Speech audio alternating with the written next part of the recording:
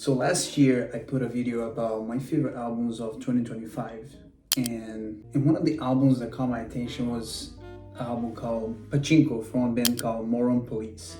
And since I listened to the album, I became absolutely obsessed with it. Listen to the whole discography of the band, listen to the whole album a lot of times. And obviously I wanted to talk about this album on the channel. But instead of me talking about things that I don't know as much, I thought I'd reach out to Sondre Skollevoll, which is the creator, founder of the band, and talk to him about the album and about the band. So I reached out to him, he got back to me, and I set up this interview that we actually talk about soccer, struggles in life, struggles of creating and maintaining a progressive metal band in Denmark, growing up, his influences, video games, and a lot of things that actually makes a lot of sense after you talk to him and listen to the album. So anyways, this is the interview with Sondre Skollevoll about Pachinko, about Moron Police, about his life, and I hope you enjoy, I hope you like it, and don't forget to like, subscribe, share, comment, and I'll see you in the next video. Take care. I'm here with Sondre Skollevoll. Skollevoll, yeah, from Moron Police.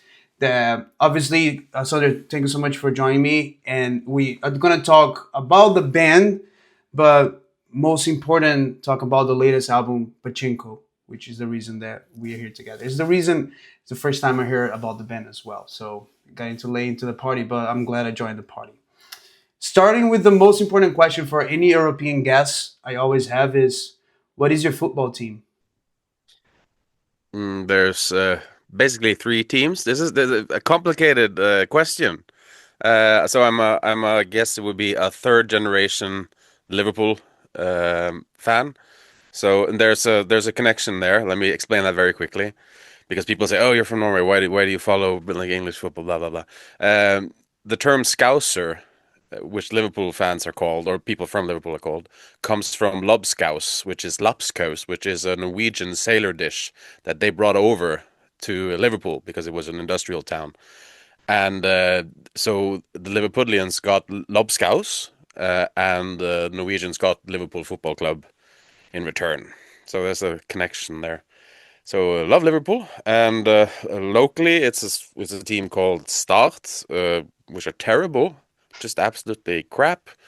And this is gonna sound like I'm plastic, but I've also been a Bodø/Glimt supporter for a long time, because the keyboardist in the band is from up north in Norway, and he's a Bodø/Glimt fan, which is a team that's doing very well now, both domestically and they're in the Champions League, and it's so those three basically. Nice. That's the team that I know in Norway. Yeah, the name sounds very familiar. Yeah. It used to be Rosenborg, which are from Trondheim. They went pretty deep in Champions League a long time ago. They beat both Real Madrid and AC Milan, I think, and that was when AC Milan was really good, as well as Real Madrid. Yeah. But that's like 15 years ago. What's your team? I'm from Brazil, so I'm a Botafogo fan. I don't know if you ever heard about it. Yeah, they recently played the World Cup, the Club World Cup last year, and they beat PSG on the group stage. They went to the round of 16. I think I saw that match actually. Yeah. My fiance, she's from Norway, but she speaks Brazilian Portuguese. Oh, awesome. She lived there for a little while, like up north. So she has a very strange Brazilian dialect. So if we're out having a couple of beers and we meet people who are from Brazil, they start laughing because she sounds like a hillbilly, and they are like, they cannot understand why this white woman from Norway would have that particular dialect. I don't remember what the town is called though, but it's up north. It's Bahia, Recife. Amazonas, Tocantins. Yeah. I'll ask her. I should probably remember it, but my memory is very bad. Yeah. Generally speaking.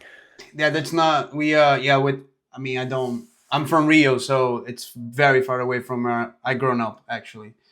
But that's interesting. You know, you're married with a Portuguese speaker. That's awesome. That's great. Any words you know?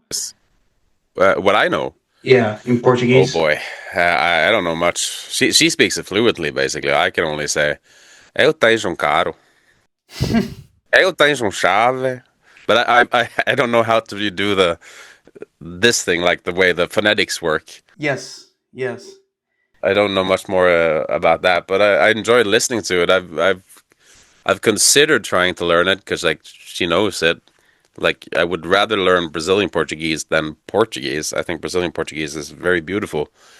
Um, but when we were sort of hanging around with her Brazilian friends in Bergen, where we lived at the time, there was a lot of drama with these Brazilians. There was a lot of like romance drama and like it was like very fiery. And I'm a very like I just want to drink my beer, please. That can definitely scare some more Scandinavian people for sure. The whole warmth and the drama part. Yeah, that's funny. Like Norwegians, they can drink very heavily and be fine. And they need like 12 beers to get like a little bit happy. But Hmm. Brazilians, they drink like 3 beers during 12 hours of like partying, and they're fine. They're having the time of their lives. That is Yes. very, very far removed from the Norwegian spirit, which is cold and so it's an inner warmth thing. It's not outwardly.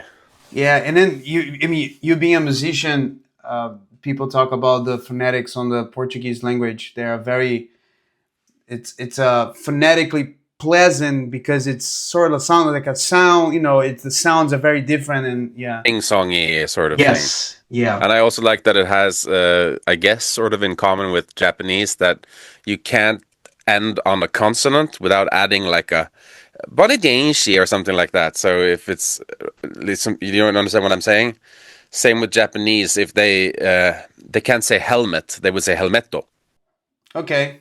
You have these sort of suffixes to make. Oh, there's very little ending on the not consonant. Yes. Yes, I know what you mean. Yes. So I've always, I think that's cute.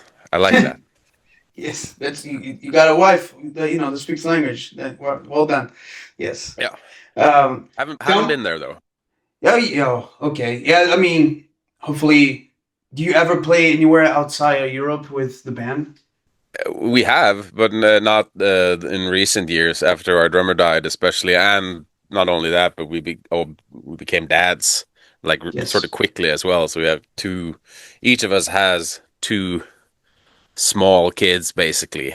So it's hard, and we work full-time jobs now as well. So it's hard, but it's not impossible. Brazil would be very, very cool, but the logistics of making that happen, since we're completely independent, right? We're not signed to any label of any kind. Our manager is sort of my cousin, 2 times removed or something like that, and he has a little label that we're on, but it's just us there and another country gal from. So like we would need like a big apparatus, but I do know some people who are connected with that, so it's not impossible. Definitely Yes. not impossible. Yeah, the Probably logistics are big.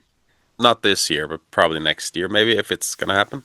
Interesting, interesting. You touch on things that I wanted to talk a little bit about later, but before that, just backing up a little bit.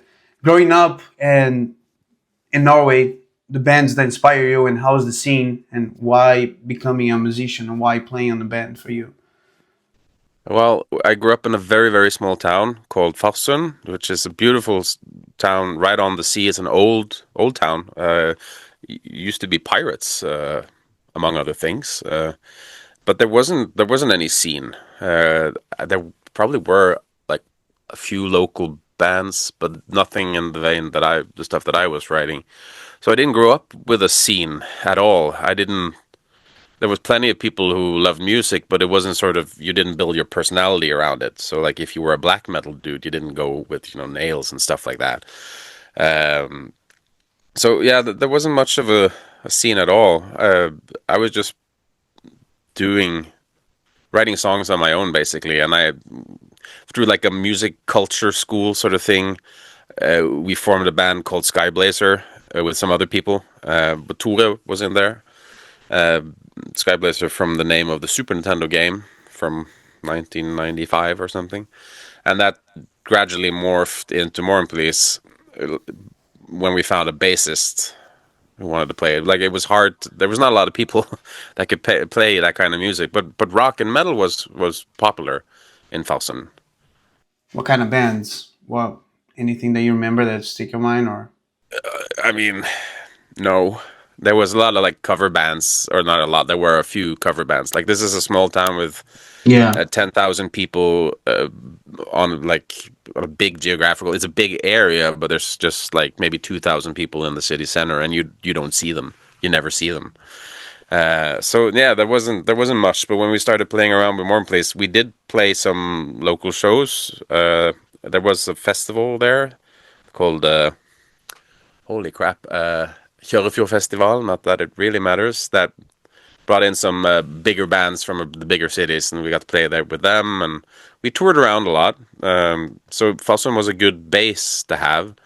It's a very calming place. It's very Hakuna Matata sort of like beautiful Norwegian fjords and stuff like that. But no scene, no scene. Yeah. The closest I would be Kristiansand, which was like 2 hours away, and Kristiansand has a lot of cool bands. They've been pretty instrumental in a lot of Norway's like prog metal and symphonic metal. You have Green Carnation. They're from Kristiansand, great band. I know those, or especially the singer Kjetil, very very well. And you got In the Woods, which is sort of a legendary thing. You got In Vain. Tristania is probably from there. There's a lot of like symphonic progressive metal and stuff from there. So that's where the scene was. But I didn't really know about that scene. I was listening to like stuff like System of a Down and pop punk and some hardcore stuff, as well as Frank Zappa, Gentle Giant. There wasn't there wasn't a prog scene. No, it's I'm curious to because it's a small town. Curious if there anything that stand out. But you mentioned Green Carnation, which is a band that recently released an album last year, which is and going to release a new album this year as well. A very very similar approach. The way that you write music, similar, I guess, a little bit. It's there. It's progressive. It's progressive, yeah. Yeah, it's progressive. Yeah. Say like I when I write music, it's much more on a major scale, right? So it's much more. Not that Green Carnation isn't uplifting, but like if you listen to the last album, it's very Yes. melancholic and. Yes. Yes. But Yes. the singer Kjetil Norhus, who I know very very well, we played in a band together actually. He is like the most easygoing and like just happiest dude you could ever meet. He's just happy, great guy. It's like I don't think I've met anybody who has anything bad to say about Kjetil. Yeah. That's great that you guys have this connection. I had no idea. That's awesome. That's it. And then starting Moron Police, you mentioned you had a project before, and you mentioned System of a Down, hardcore, pop punk. Is there any other major influence on that sound to start the band and then going on your own after? Uh, I don't know. When it comes to influences, I don't. The songs that I write, they just fall from the sky. I just play around with an instrument, and songs just appear. So it's everything that I listen to and like. Really, it goes in sort of in the vault, and it goes, and then something comes out. But definitely System of a Down. That was a big thing because I already liked that sort of music, but it showed me that you can do like heavy, like really alternative metal, but really heavy music that's weird and very has a lot of pop sensibilities can be popular. System of a Down they were huge. They're still huge.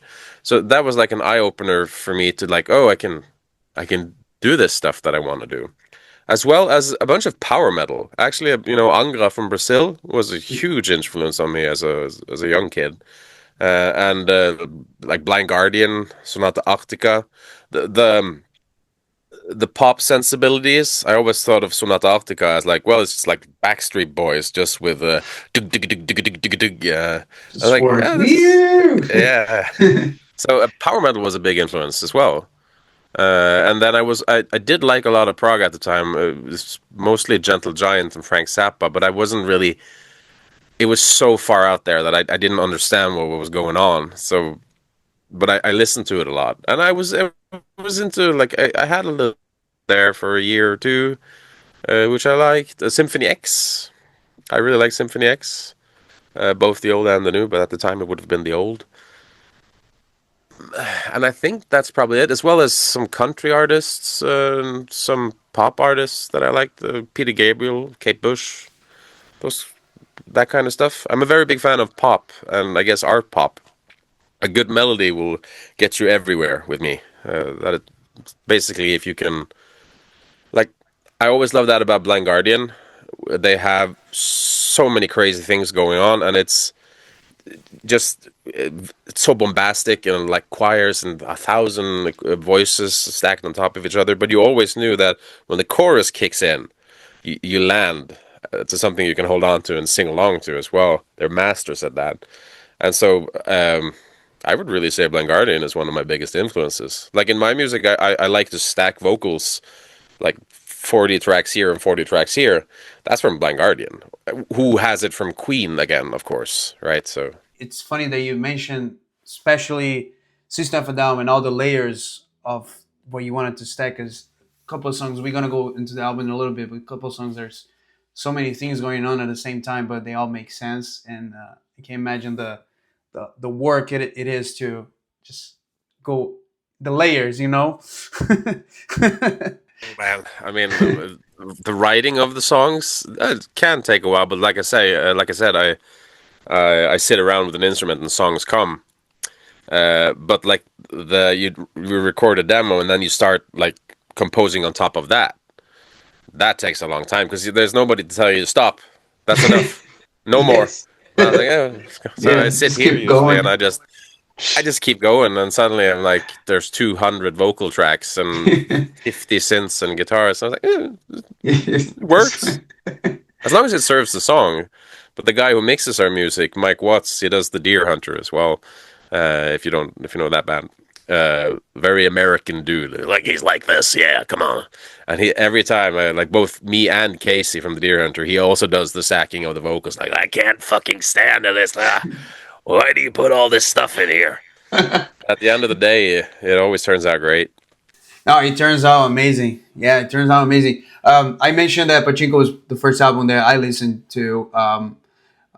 And then we start with The Propaganda Machine, Defenders of the Small Yard, Boat on the Sea. Three albums that. Do you want to talk anything specifically about those albums? That there's a lot to talk, obviously, but before we go into the newest one. I can give you like a quick recap of like sort of the trajectory Yeah. of. So, because I came from a small town and System of a Down was popular, the first album is also songs I wrote when I was like 16. They have some pubertal humor to them, some shock value in that, and it was basically a way for me to. In my mind, I thought that this will make it easier for the local people in Fossen to like it because the music was pretty weird already, but it was catchy. But like if I make it like a little bit obnoxious, it'll give somebody like a Tenacious D sort of thing. So try that. Some of it works. If you the song "Who's That Chicken" and "Down at the Disco" from that album, pretty good songs, pretty good songs. Defenders, more heavy, uh, leaning into the heaviness, and the more progressiveness is starting to come in there. Um, that's the first time we got Dulk, the guy who does the cover arts. I found him on Instagram, so he's there. I'm very proud of that album. I think it's a hidden gem, as they say. Um, Check it out. Then Boat on the Sea. At that point, I was basically thinking about calling it quits. But I had this album, which were songs that didn't really fit the heavier style because I play in open C tuning, which is very, very heavy, especially live. But I had these like very major key, more relaxed, not relaxed, but more uplifting songs that didn't really fit with what we were. But not much was happening with the band, so we recorded that one and we released it. And I thought, well, okay, I'm done. And then, I'm done releasing songs under Moron Police. But then it's just woof, or like suddenly we got a lot of attention, much to the credit of our manager, who was like, no, I was just gonna release it, and he's let me listen to it. It's like this is fucking fantastic. Let me try some. Let me try. And he tried, and it turned out great. And then we come to which was a very the album is very leaning into the progressive rock side of it, but very pop as well. And then 6 years later, we arrive at Pachinko, with some tragedy in between. Yes, let's talk about that for a second, because there's lockdown. There was obviously you lost a big friend of yours, the drummer of the band, and there was you became a father that you mentioned. It all happened at the same time. Was that the hardest album to make for you? And then before you almost calling the quits, and I'm glad that you didn't. But Me too. was that the hardest to do? Is definitely the hardest album to make. There's also an EP between Boat on the Sea and Yes. Pachinko called The Stranger and the High Tide, which was the easiest one to do. I just love that little EP. Also, I would also say that one's underrated. I think that's like top three stuff I've done. Anyway, yeah, Pachinko was very hard to do just because of logistics, because of like grief and mourning, sort of, and all that, and just a very complex album as well. The album was mostly written before Tore died. Um, but I usually when I demo things, sorry, this is a tangent, but usually when I demo things, I go through several iterations so I know how I wanted to sound basically. So we just go in, record drums, do overdubs, and there you go. But because the band was in such a good place, I didn't do that this time on Pachinko. I left a lot of things open so we could sort of play the album together as a band and then figure out because you can save a lot of time instead of sitting there and recording stuff and like, oh, maybe I should move this here, blah blah blah. If you just play it with a band, you'll instantly know, oh, this doesn't work, or yes, this is going to be fucking fantastic, or this goes here and this goes there. So there was a lot of stuff missing. Not the not the songs themselves, but like structure, instrumental parts, blah blah blah. But we never got that far because Tore died, and then a couple of months afterwards, I became a dad for the first time, and I started a new job and moved to Oslo. And so, in between these sort of pockets of space, I just said, "Well, fuck it, we just gotta go to America and record the drums, and then we'll figure it out." So we did that, and then we figured it out. It was a Billy Reimer that recorded the drums, right? Yeah, recorded. Yeah, that was a very strange thing. The Mike, the guy who mixes it, he basically I don't remember if he called or he texted me. He was like, "Yeah, I'm sorry about your drummer. The terrible news, just crushing. You know, I got Billy Reimer living in my house." I was like, "Billy Reimer from the Dillinger Escape Plan? That's right, Billy Reimer." And I said, "That voice kills me. Like, do you think he could like do the album? He'll do the whole thing. But can you ask him? I don't need to ask him." And so we did, which was an insane thing to get because he was one of Tore's favorite drummers. He loved the Dillinger Escape Plan. And there's also they play differently, obviously, but they have sort of the hardcore punk and the punk sort of aggression and vibe in common. So I've been very pleasantly surprised to see some reviewers, a few of them actually, write or say that like it sounds like he was always in the band, almost like it sounds like an extension of Tore, which tells me like, yeah, this worked very well because it could have been a disaster. We didn't know. He recorded all those drums in 3 days, and he'd only I think he'd heard the demos, but he'd only done like demo drums for three of the tracks. The rest he did on the spot. And like these are songs with like a lot of time changes, and he just looked at them and like, yeah, incredible. Incredible, incredible. And then, like we mentioned, there was so many things going on. It's very chaotic album that feels like you trap into a pachinko machine. It's happy and chaotic. How did you come up with that concept? And explain the concept for people that don't know. Um, okay, have you heard "A Bone of the Sea," the album before? Way less than I heard the pachinko Well, the thing album. is that that album is very not safe, but very warm and like a comfy sweater. And it came Yes. out during the pandemic, so it became a lot of people's sort of like comfy, uplifting pandemic album, which is was great for us.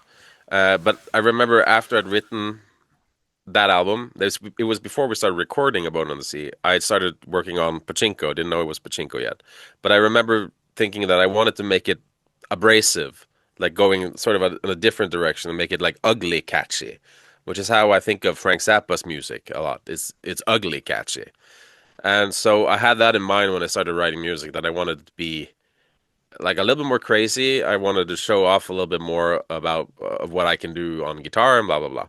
So it became a bit more chaotic, a bit more crazy, and the concept, I don't remember where it came from.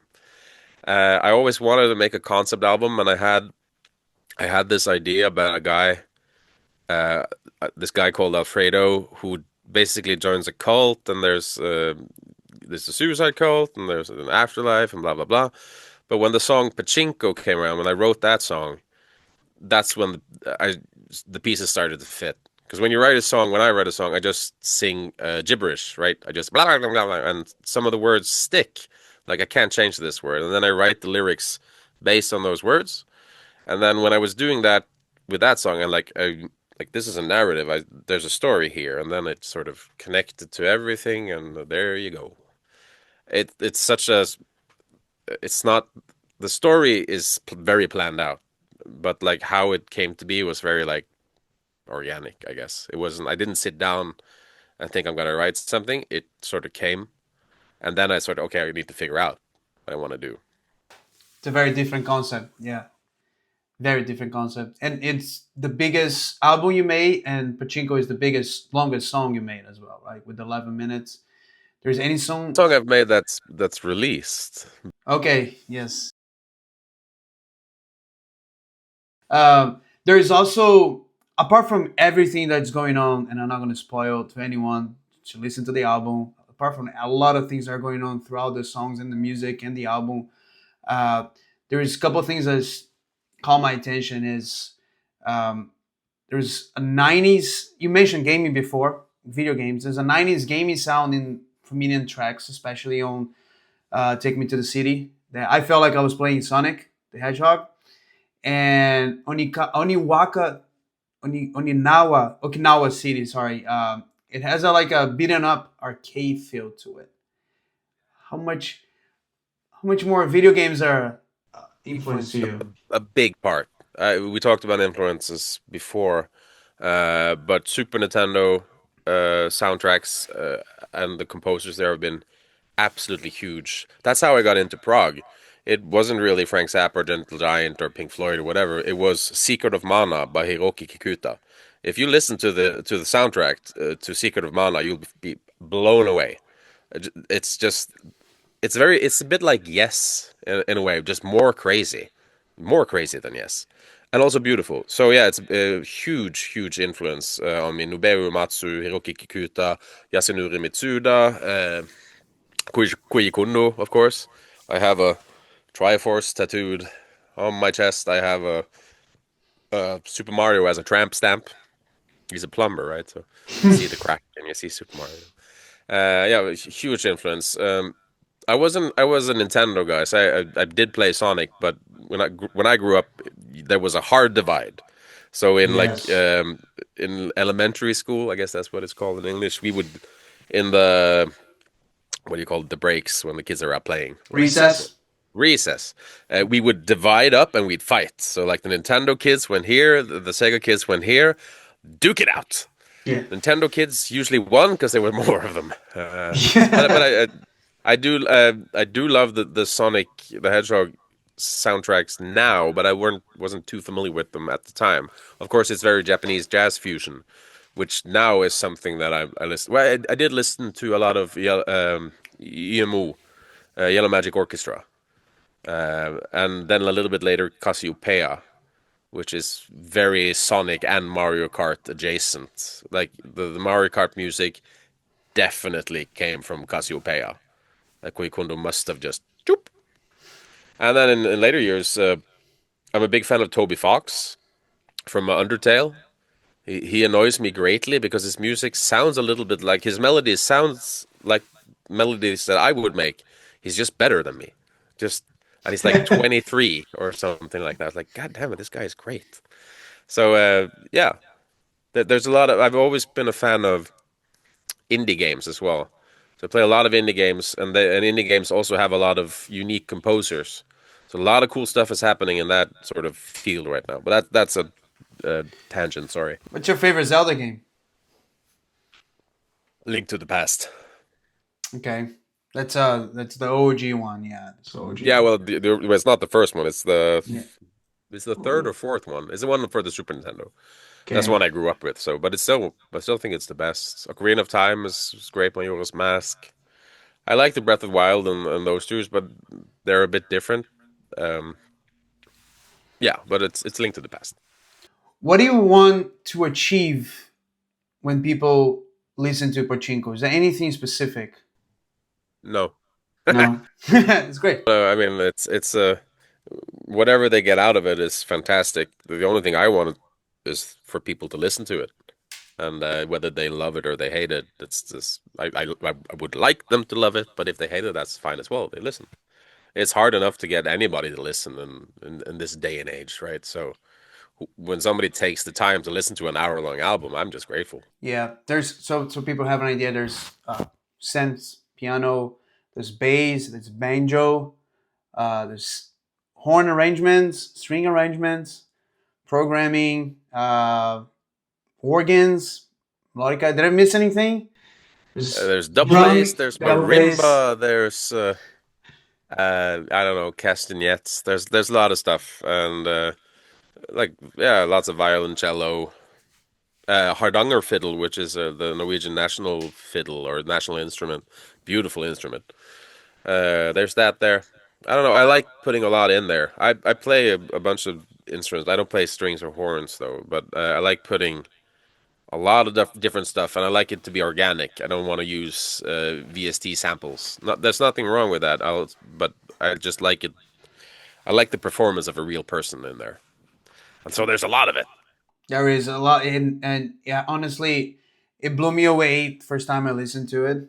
I'm glad I did, and then it gives me reason to listen to more. When next time we talk to each other, I can give you more, uh, sort of like a not feedback, but my take on the rest of the albums and how they plan with Pachinko.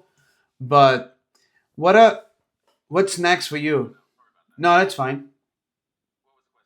Um, what what's next for you? I know it's a hard one to ask right away. You just released a massive album, but you know, I've written most for the next album. I think we'll see what happens. You say that, and suddenly it sort of balloons into something else.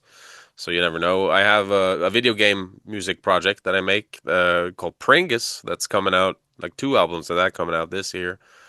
Gonna be releasing that sometime soon. I have a power metal band called Boys of Battle, which we made one album in 2012. A new album's coming out hopefully this year, and then I play with Major Parkinson, a new album coming out there in March, and then there might be an EP of songs that didn't make the cut from Pachinko. There's like 25 minutes of music there. It's not bad music. It's just it didn't really fit the narrative. So might be releasing that. So some stuff. yeah, I can't imagine. I can't imagine being bad. I did recently saw the quick Kickstarter for the Pachinko album, for the CD, for the vinyl, right? For the shirt. Yeah, I'm gonna leave the link on the description on this video for everyone that wants to support. I think there's 15 days left. It's very, very much funded. We're almost at like 400%, which is fantastic. That's great. I put one for the vinyl though, so hopefully you're getting at the end of the year. I think it was October or something. Yes, excited.